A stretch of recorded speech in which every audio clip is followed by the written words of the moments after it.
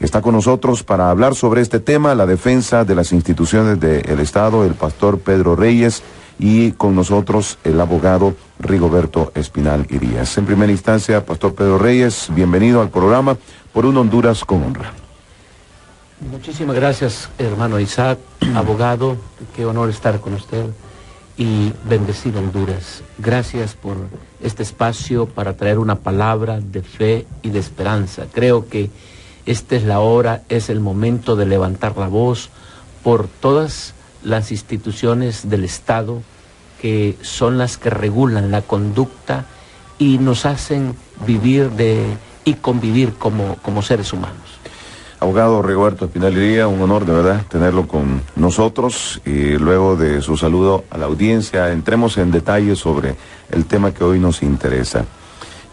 Realmente, ¿qué son las instituciones del Estado y por qué los hondureños debemos defenderlas a fin de cumplir lograr que se cumpla este primer artículo de la Constitución de la República? Bienvenido, un honor tenerlo entre nosotros. Muchísimas gracias, agradezco mucho esta invitación que da una oportunidad para poder comunicar a nuestro pueblo algunos conceptos que son necesarios para entender cuál debe ser nuestra conducta como ciudadanos. En principio y rápidamente puedo decir que el Estado no es una simple concepción jurídica, un concepto, una especie de ficción. El Estado eres tú, es cada familia, cada persona, cada ciudadano hondureño.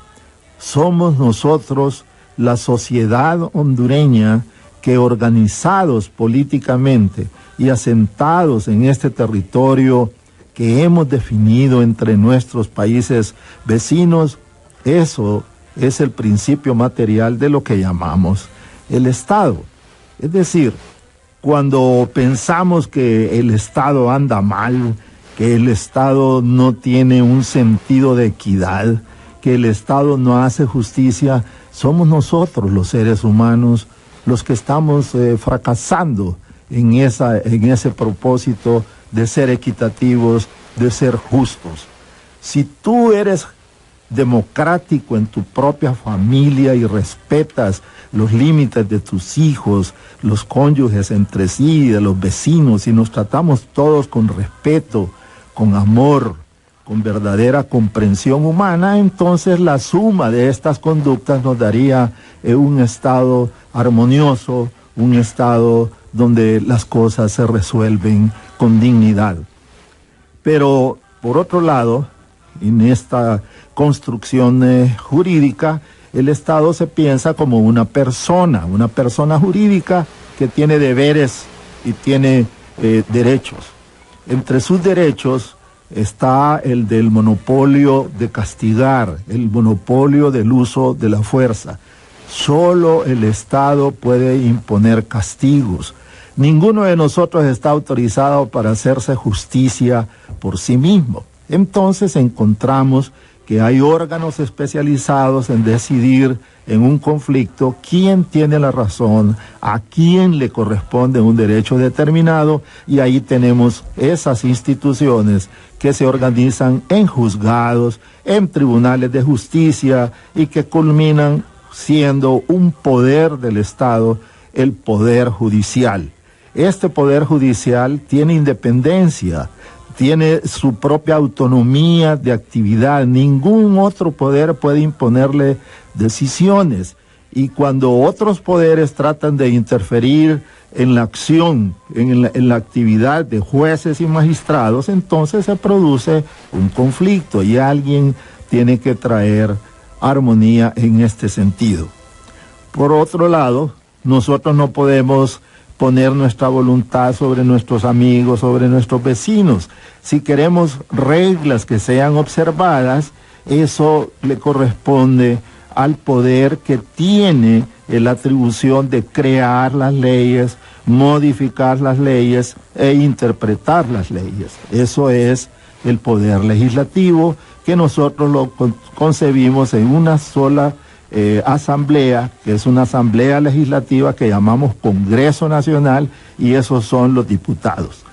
Mucho ojo, cuando usted escucha la palabra de un gobierno parlamentario, eso quiere decir que en el Parlamento se decide la vida económica de un país, y que en el Parlamento es el que nombra un primer ministro, que es el gerente general de un país y es el que responde por los gastos públicos, etcétera, etcétera. Nosotros no tenemos un gobierno parlamentario, nosotros tenemos otro tipo de gobierno.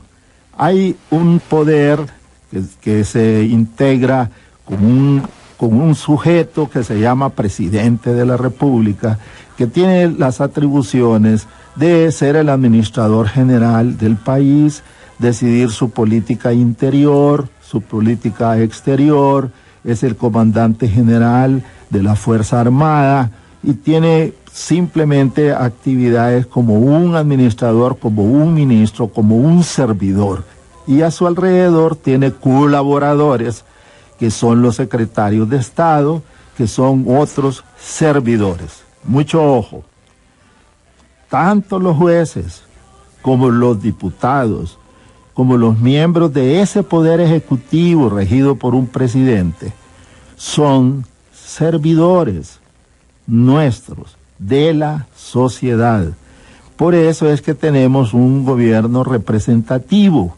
Un gobierno representativo significa que ninguna persona que está en una situación de los poderes públicos que hemos mencionado, de los altos órganos, de los órganos del Estado, judicial, legislativo y ejecutivo, o tienen poderes sobre la autonomía y la libertad de cada uno de los ciudadanos. Son servidores, deben de ser ministros. Ministros son los que ministran son los que hacen, actúan en beneficio o para aliviar necesidades de otros. Si no tenemos ese sentido de ser servidores públicos, entonces nace la idea de el poder, de que alguien tiene el poder de hacer leyes y que con esas leyes puede quitar cosas y poner otras, y que otros pueden tomar las decisiones que ellos quieran y que le van a dar el derecho a quien ellos quieran y como ellos quieran, y que los jueces son absolutos para decidir eso, y que el presidente puede despedir, puede hacer y deshacer como él quiera. Todo eso está regulado en un orden jurídico. La base fundamental de un país es tener todas las conductas humanas regidas por reglas que deben tener una base moral, una base ética, una base de respeto de unos a los otros. El primer principio institucional es la ley. Cuando tenemos una verdadera democracia es porque las leyes gobiernan, no los hombres. Cuando no existen poderes que puedan ser superiores a otros, aún aplastar a la persona humana con ese sentido de poder, de un aparato de poder, entonces, si tenemos una defensa, estamos hablando del Estado de Derecho. El Estado de Derecho no es más que el ejercicio del poder público con las limitaciones que establecen las leyes en sus diversos niveles constitucionales, ordinarias y especiales. Abogado, luego de esa introducción, cuando usted ha descrito todas las responsabilidades que tenemos como ciudadanos, quiénes conforman el Estado, quiénes conforman las instituciones del Estado, y cuando se habla que en Honduras, obviamente y de acuerdo a la Constitución de la República, la forma de gobierno es republicana, democrática y representativa, eso significa que tenemos una institución o un Estado muy bien conformado, y es el deber de todos los hondureños y hondureñas y de los funcionarios públicos y de aquellos que tienen una función pública, que representan al pueblo de Honduras, en defender las leyes, la ley como una fuente primaria de mantener el Estado. Ahora, una pregunta quizás para ambos. Durante ya hace mucho tiempo se viene hablando acerca de la desestabilización de las instituciones del Estado, a fin de que ciertos personajes puedan alcanzar sus propósitos egoístas y muy personales y tomar control sobre el Estado de Honduras. Se habla de una campaña que se está gestando a nivel internacional para desestabilizar todo esto.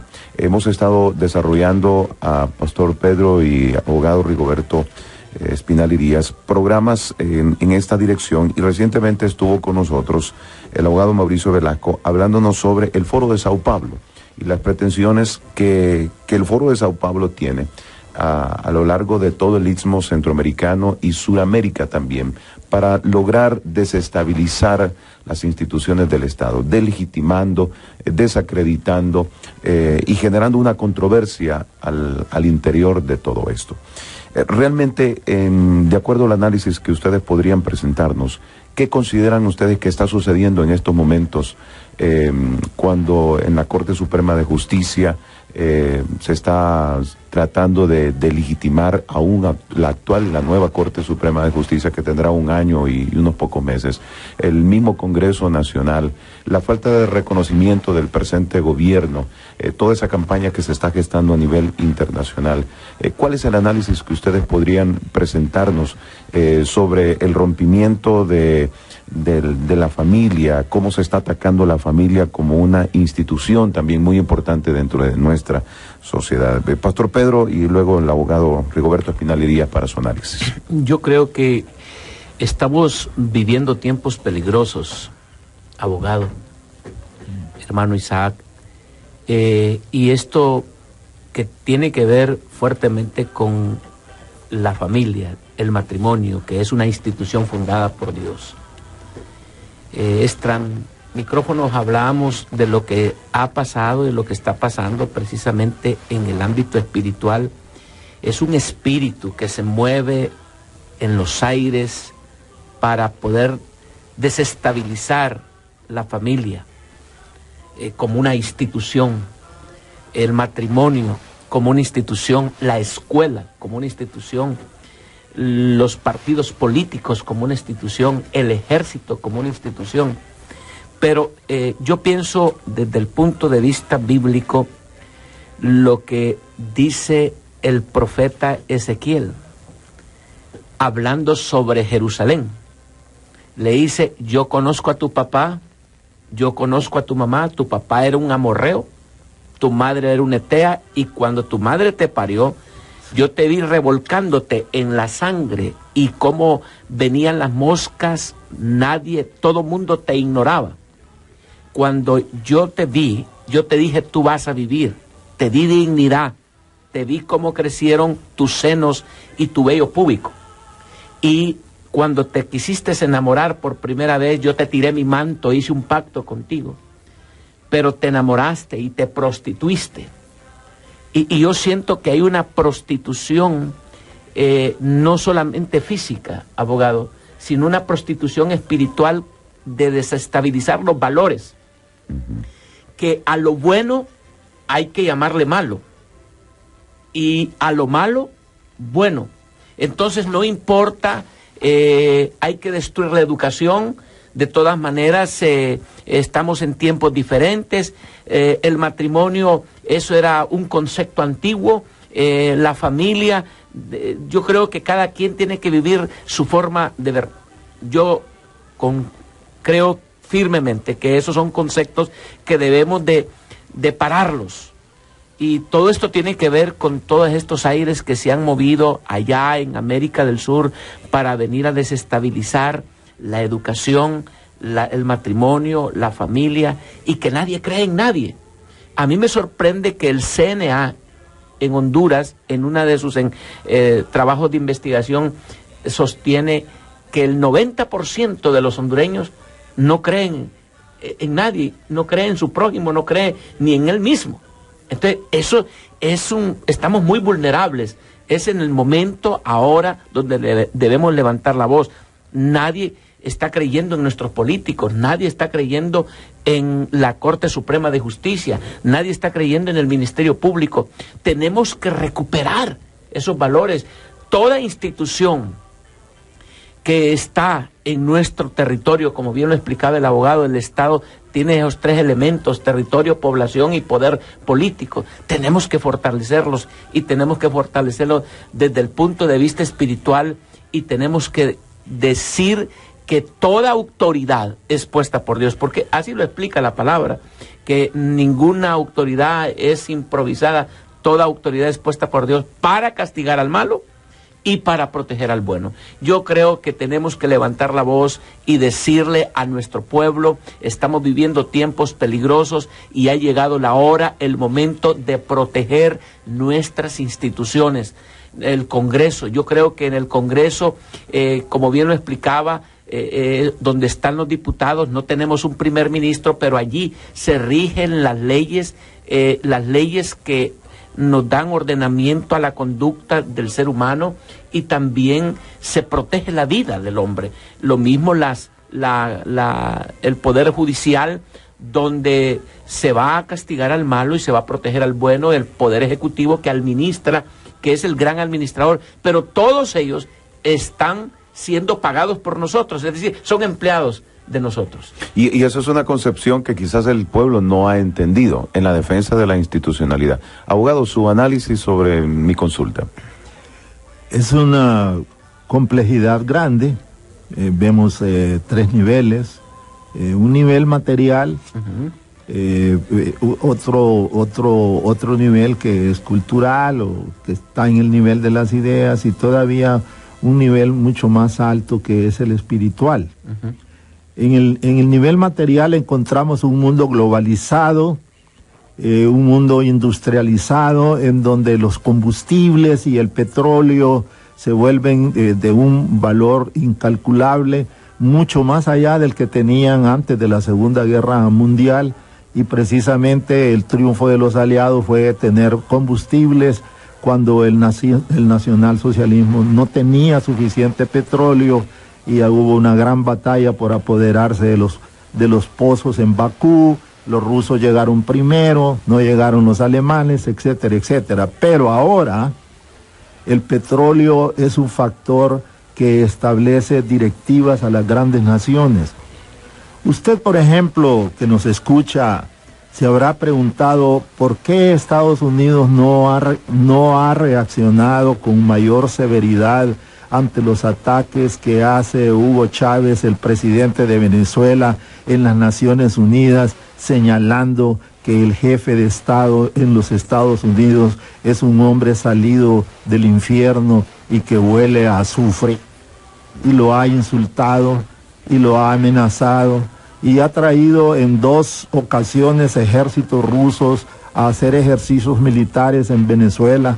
Y en estos momentos hay una gran preocupación por las grandes cantidades de dólares gastadas adquiriendo armas en China. Se habla hasta de un submarino, que ya llegaron los primeros aviones propulsión a chorro y que lanzan misiles. ¿Contra quién se está preparando Venezuela a hacer una guerra? ¿Contra Colombia? Y si Colombia es un aliado directo de los Estados Unidos y Estados Unidos tiene la misión de defender a Colombia, ¿es contra los Estados Unidos? ¿Y por qué los Estados Unidos no manifiestan una enérgica política internacional para detener la carrera armamentista en América del Sur? Porque Venezuela es el 4º proveedor de combustible para los Estados Unidos de América. Porque ocupados en Afganistán, en Pakistán, en Irán y en Irak, entonces necesitan combustible. Y esa 4ª parte, viene de Venezuela, entonces no pueden romper así nomás sus relaciones con Venezuela. Ahora bien, en ese aspecto material, la lucha contra el dólar, el problema de los petrodólares, este nuevo equilibrio en el mundo. Pero en el mundo de las ideas, se traen ideas que ya demostraron que no son prácticas, que no había verdadero pragmatismo en el llamado socialismo científico de Carlos Marx y de Engels. El gran fracaso de la Unión Soviética se debió a que todo era una gran mentira de una supuesta democracia donde los ciudadanos pueden decidir por sí mismos y directamente su destino a través de los soviets, de los consejos. Eso nunca fue cierto. Lo cierto es que siempre hubo una persona con un solo poder en sus manos, y esa persona se llamaba el secretario general del Partido Comunista de la Unión Soviética. Y así pues la Unión Soviética se hizo pedazos porque no tenía una verdadera democracia, porque no tenía un desarrollo cultural apropiado, porque no pudo hacer una integración de esas comunidades con más de 25 lenguas distintas y con más de 7, 8 etnias diferentes. No hubo una integración porque lo que existía era una élite de poder disfrutando de todo. Pero en el aspecto espiritual es donde la batalla que se está librando es más invisible y va a ser más perniciosa para la humanidad misma. A ese nivel se dicen cosas como estas: si destruimos alguna zona con bombas atómicas, eso no importa, porque eso lo podemos reconstruir. Si China es un país superpoblado, puede hacerle la guerra a todo mundo, y aunque perdieran 30, 40, 50 millones de habitantes, el mundo seguiría siendo igual, porque habría suficiente gente. Y en esa idea de que no existe un legislador supremo, no existe un rey, no existe un gobernante de todo lo que existe en el universo, en el espacio, en esta infinidad de millones de galaxias, que no existe esa superpotencia espiritual para poder dirigir todas las cosas que ocurren en esta realidad, entonces no existe ningún otro poder bajo este nivel, no existe un poder paternal, no existe la autoridad, y caemos en una gran anarquía. Caos. Cuando los hombres piensan que no tienen a nadie a quien responder, cuando tenemos asesinos en serie, fríos, matan 30, 40, 50 personas y siguen igual porque no tienen conciencia, porque nadie los va a castigar, porque no hay un juicio, y que si les suprimen la vida ahora, pues qué bien, porque ya nadie los va a seguir. No es la pena de muerte la que puede solucionar estas cosas, más bien es un verdadero reavivamiento espiritual en todos los niveles, en todos los sectores de la vida. Los hogares, las casas, las familias, los padres de familia, los hijos, deben de fortalecerse en estos pensamientos, deben de buscar esos valores espirituales que los lleven a tener una mejor vida. En el trabajo, en la fábrica, en el campo.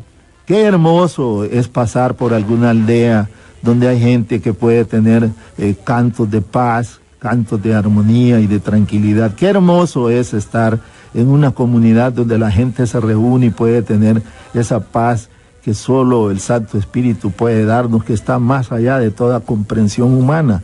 Vivirlo y sentirlo, eso es maravilloso. Abogado, y eso es lo que debemos de evitar, que ahora nos quiten esa libertad. Conforme a lo que ustedes están apuntando, hay una referencia y un marco histórico y un marco actual que se está dando en el concierto de todas las naciones. Usted mencionaba países como Rusia, mencionaba países como Irak, Pakistán, Irán, el mismo Venezuela. Sí. Y una pregunta para ambos igual. ¿Qué papel juega Honduras en medio de todo esto? Los sucesos que se dieron el año pasado, por ejemplo, representa para ambos sectores un precedente que no debe de volver a ocurrir. Para los demócratas y los que han defendido la democracia en Honduras, los que defienden el Estado de Derecho, los que defienden las leyes y la Constitución y la actual Constitución de la República, representa un precedente que no debe de volver a suceder. Sin embargo, para el Concierto de Naciones, que forman parte de los grupos del ALBA, los que forman parte de este grupo del Foro de Sao Paulo, que surge como una iniciativa después de la caída del muro de Berlín y de lo que sucedió con Rusia, con la Unión Soviética. ¿Qué papel está jugando Honduras? ¿Realmente está en el pensamiento aún todavía de todas estas naciones que se están moviendo con un espíritu de destrucción, de control, de manipulación? Si para los que han defendido la Constitución de Honduras es un precedente que no debe de volver a repetirse, será también para estas naciones, para don Hugo Chávez, para don Lula da Silva, para todos los países del ALBA, un precedente que no debe de repetirse en otras naciones. ¿Por qué los hondureños debemos defender el Estado de Derecho, defender las instituciones del Estado, ser vigilantes y exigir a nuestros funcionarios, a quienes nos representan, a quienes trabajan para el pueblo, que cumplan las leyes, que ejecuten las leyes como tiene que ser? Porque, sin lugar a dudas, todavía Honduras está en ese escenario. Honduras tiene un punto geopolítico de mucha importancia. Representa el punto de equidistante para defensa precisamente de los Estados Unidos de América. Nosotros estamos dentro de la zona de la seguridad nacional de los Estados Unidos por la distancia que existe entre nuestro país y principales lugares que tienen en Álamos, etcétera, etcétera, en cuestiones militares. Luego se ha creado la falsa idea de que en Honduras existe una superbase militar en Palmerola, y uno de los medallas de oro que ponen en el pecho de Zelaya es el haber querido destruir esa base militar para convertirla en un aeropuerto internacional. Y eso es totalmente falso. Palmerola ha sido una base más bien para obtener información de los cambios de clima y de vuelos extraños en la lucha contra el narcotráfico. Vino el señor Daniel Ortega, lo trajo Zelaya para mostrarle lo que era la base de Palmerola, y suponía que en unos 15 días podía destruir esa base. En el otro sentido, pensando de otra manera, nosotros tenemos hermanos que casi nos parecemos al hermano del hijo pródigo que está ahí en la parábola de la Biblia del hijo pródigo. ¿Qué quiero decir con esto?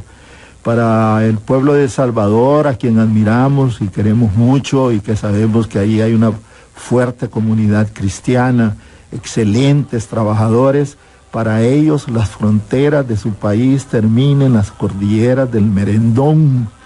El día que nosotros nos desintegramos y caemos en una situación de anarquía y de caos, olvídese, esa frontera viene hasta donde han dicho que siempre ha sido, en la cordillera del Merendón para El Salvador. Con Nicaragua también tenemos hermanos en Nicaragua, somos familias comunes, intereses comunes, pero siempre ha habido un interés a esa zona que nosotros hemos descuidado siempre, que le llamamos la Mosquitia, que le llamamos gracias a Dios, y siempre han cuestionado eso.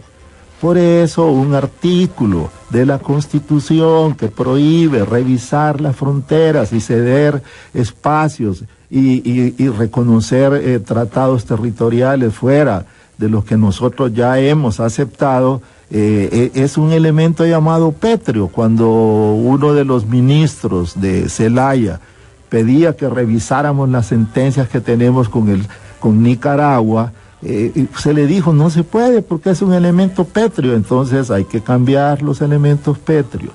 Entonces hay intereses territoriales sobre Honduras, de nuestros próximos vecinos. Honduras, si no se fortifica espiritual y materialmente, si no cobra su identidad nacional y la usa con propiedad sobre valores éticos, morales, firmes, vamos a ser como una especie de colonia, igual parecido a lo que pasó en Europa con el territorio polaco, que fue dividido por distintas fuerzas. Luego, pensemos en Venezuela. Venezuela mira a Centroamérica como su granja, como su lugar donde puede cultivar verduras. Venezuela no tiene un suelo apropiado para producir tomates, chiles, cebolla, no puede producir repollos. Y entonces pensaron de que Honduras podía hacer ese campo, y entonces había que dar unos $7 millones para Banadesa, que se invirtiera en los agricultores, traer 80 tractores para que se los dieran a los agricultores, y que todo eso se iba a producir en vegetales para llevarlos a Venezuela, que no tiene esa capacidad de producción. Mientras tanto, de Nicaragua se llevan la carne, se llevan la leche, se llevan el queso, y tienen ahí un fuerte aliado militar por cualquier movimiento que haga. Entonces hay un interés real, material, de Venezuela, de tener influencia en otras zonas que le sirvan para tener su propio huerto. ¿Todavía están los planes de Venezuela a Honduras?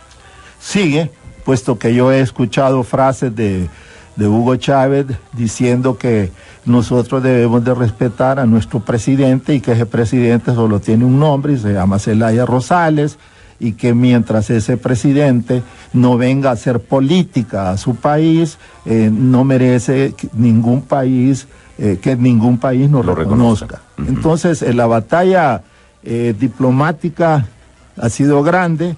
La batalla militar será después. Venezuela se está preparando, se está armando. Incluso tanto mal produce esa presencia de Hugo Chávez allí, que ha generado un movimiento de narcotráfico increíble que se extiende hasta el África. Ya no solo les preocupa traer toneladas de coca hacia el norte, hacia Estados Unidos, ni hacia España o hacia Italia, Alemania, sino que también están invadiendo el mercado africano. Entonces, como nosotros estamos en una especie de red, de puente aéreo, aquí en un año habían aterrizado más de 14 avionetas, tenemos campos clandestinos de aterrizaje, y alguien de seguridad me explicaba hace poco que la gran lucha en el Bajo Aguán, esas invasiones de que oímos hablar, no son tanto un conflicto social como una tendencia de los narcotraficantes de tener dominada completamente una zona donde supuestamente existen muchos campos de aterrizaje dentro de esas plantaciones ahí de la palma africana. Este es un problema grande, porque se ha unido la narcoactividad con la política, con la geopolítica, con los conflictos de las relaciones entre las naciones. Se ha hecho una combinación bien extraña, y lamentablemente los Estados Unidos están en esa historia también. Este fue el problema de Oliver North. El problema de Oliver North es que aprovechó la venta de droga para tener capacidad económica y comprar armas y entregárselas a Irán en un momento en que se pensaba de que había que ayudarle a Irán para mantener equilibrio en el Medio Oriente. Entonces se usó un medio ilícito. Por eso, dentro de nuestras instituciones, yo he sido un firme portavoz de decir no a estrategias sucias, inmorales, contrarias a las leyes, para hacer una buena obra. Es decir, Oliver North cometió delitos, según él, para hacer una obra maravillosa en defensa de los intereses de su propia patria, Estados Unidos. Yo creo que eso de los agentes encubiertos y todas esas cosas, no debemos usarlo. Y eso precisamente es lo que decía usted, Pastor Pedro, que a lo bueno llaman malo y a lo malo llaman bueno. Pastor, se escucha, y el abogado Rigoberto acaba de decir que Venezuela se está armando, y esta combinación de la política, el narcotráfico, no tiene otra respuesta más que las mismas pretensiones de las que ya hemos conocido que tiene el Foro de Sao Paulo, donde incluyen grupos guerrilleros, grupos de narcotraficantes, incluyen países, y sus intenciones y pretensiones para extender su poder y su dominio para Sudamérica y Centroamérica pues son vigentes, y esas actividades se generan a través de estos grupos que conforman el mismo foro de Sao Paulo. El pueblo hondureño tiene que leer un poco más acerca de esto, de cómo está conformado y cuáles son las pretensiones del foro de Sao Paulo. Se hablan de vientos de guerra, conflictos que podrían generarse entre algunos de los países que rodean Honduras, podría ser El Salvador, Nicaragua, no sé, o la misma desestabilización del país al interno desde fuera. Venezuela, el mismo señor Miguel Facusé denunció que las tierras en el Bajo Aguán que se le han invadido, hay personas con acento cubano y acento venezolano. O sea, hay algo que está sucediendo en el país y que debemos tener ese olfato para captar y percibir todo lo que está sucediendo, que nuestras entidades del gobierno, nuestras instituciones del Estado no estén consintiendo, no estén desapercibidos ni ignorantes sobre algunas maquinaciones que se están dando para desestabilizar este gobierno y sus instituciones. Pastor Pedro. Yo quisiera más enfocarme en las tentaciones de Satanás a Jesús, del capítulo 4 de Mateo. Y es muy interesante la pretensión de Satanás, sus ofrecimientos hacia el Maestro. Le dice: todos los reinos de la tierra serán tuyos si postrado me adorares. Yo creo que hoy tenemos un gran desafío, tanto para el Poder Ejecutivo, que rectora don Porfirio Lobo Sosa, y al Poder Legislativo, donde está el abogado Juan Orlando Hernández, y el Poder Judicial, donde está don Jorge Rivera Vilés. Tenemos un desafío. Creo que el ofrecimiento satánico sigue: si postrado me adorares. O sea, usted dice que todo lo que está pasando es espiritual. Para mí hay una fuerza poderosa espiritual que está en los aires, que está afectando a la familia, que está afectando a nuestros gobernantes, y ahí es donde tenemos que tener el discernimiento. Porque hoy, por ejemplo, la espalda que nos ha dado la espalda la ayuda internacional, entonces ellos tratan de obligar al gobierno, especialmente el hondureño, para que haga esto, haga lo otro, para que se suelte la ayuda. Entonces, esa es una forma: adórenme, arrodíllense, hagan cambios, destruyan esto, destruyan lo otro y tendrán esto. Y a mí me parece que eso no podemos nosotros darle. Yo creo que tenemos que tener dignidad. Si Dios ha tenido cuidado de nosotros, hasta el día de hoy lo seguirá teniendo. Yo quisiera terminar leyendo esta palabra, porque para mí la palabra es fuente de fe y de esperanza. Dice este salmo, que es uno de los poemas hablando e inyectando fe a nuestros hermanos y hermanas que nos escuchan. Dice: por cuanto en mí ha puesto su amor Honduras, yo también la libraré. Le pondré en alto, por cuanto ha conocido mi nombre. Me invocará y yo le responderé. Con ella estaré yo en la angustia. La libraré, la glorificaré, la saciaré de larga vida y le mostraré mi salvación. Ese es mi deseo, esa es mi oración, y creo que Dios es bueno, y aún en medio de toda esta atmósfera, de este clima, de esta zozobra, Dios va a poner su mano. Y Dios tiene el control, y Dios tiene el dominio. Y si el foro de Sao Paulo es tan poderoso como lo ha explicado el abogado, de todas sus estrategias, yo creo que mi Dios es más grande, y bajo el amparo del Altísimo estamos, y Dios tendrá cuidado de nosotros. Tengo un minuto para cerrar el programa. Creo que ha sido muy interesante escucharles. Abogado, algunas conclusiones que usted desea apuntar. Sí, yo estoy convencido que el nivel espiritual es precisamente el que debemos de mejorar. Allá en los años 80 vino un famoso predicador y decía de que Honduras estaba llamada para una misión especial, que Honduras tenía un destino por delante muy grande y muy importante, y parece que hemos sido testigos de parte de ese destino, decirle no a una tendencia de intervencionismo y dominación de un grupo de estados sobre otros que no comparten sus mismos valores y su mismo desarrollo espiritual. Muchas gracias, abogado Rigoberto Espinal, por habernos acompañado. Pastor Pedro, también gracias por sus conclusiones. A nuestros oyentes, mantengamos vigilancia y orando por nuestra nación, orando por nuestros gobernantes, y que Dios bendiga a Honduras hoy y siempre. Gracias por haber estado con nosotros. Amén. El diente de león es una planta herbácea cuyo fruto semilla tiene penacho piloso que permite al viento dispersarlo. La inflorescencia del diente de león ilustra el año 2010 como el año de la buena nueva, porque pensando en el reino, cada uno de nosotros es preciosa semilla de multiplicación. Así que sopla el viento del Espíritu, dispersándonos para ser sembrados en todos los campos. Como mi Padre me envió, así también yo los envío a ustedes. Juan 20:21.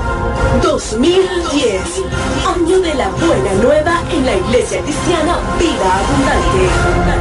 Centro de Salud Integral SOE. El Centro Oftalmológico Vida Abundante Coba ahora es Centro de Salud Integral SOE. Ampliamos nuestros servicios médicos y ahora contamos con oftalmología y optometría, dermatología, odontología, ortodoncia y ortopedia maxilofacial, otorrinolaringología, audiología, medicina interna y endocrinología, medicina general para adultos y niños, servicios quirúrgicos de ojo, laboratorio de análisis clínicos, tienda óptica, tienda oftalmológica móvil en su empresa, escuela o comunidad. Centro de Salud Integral SOE, Colonia Alameda, contigua a Radio América. Teléfono 263-0677. Centro de Salud Integral SOE. Hemos presentado Por una Honduras con Honra, construyendo dignidad, respeto y participación ciudadana para lograr un verdadero cambio en la sociedad. Este programa es una producción del Departamento de Comunicaciones de la Iglesia Cristiana Vida Abundante Comunicba. Gracias por su atención.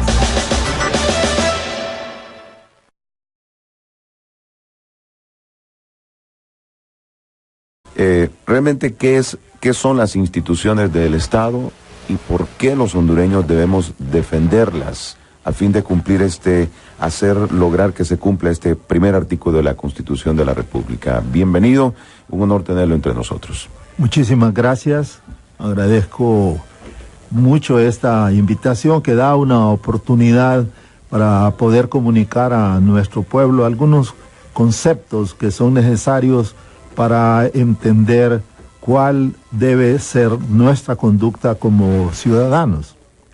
En principio y rápidamente puedo decir que el Estado no es una simple concepción jurídica, un concepto, una especie de ficción. El Estado eres tú, es cada familia, cada persona, cada ciudadano hondureño. Somos nosotros, la sociedad hondureña, que organizados políticamente y asentados en este territorio que hemos definido entre nuestros países vecinos, eso es el principio material de lo que llamamos el Estado. Es decir, cuando pensamos que el Estado anda mal, que el Estado no tiene un sentido de equidad, que el Estado no hace justicia, somos nosotros los seres humanos los que estamos fracasando en ese propósito de ser equitativos, de ser justos. Si tú eres democrático en tu propia familia y respetas los límites de tus hijos, los cónyuges entre sí.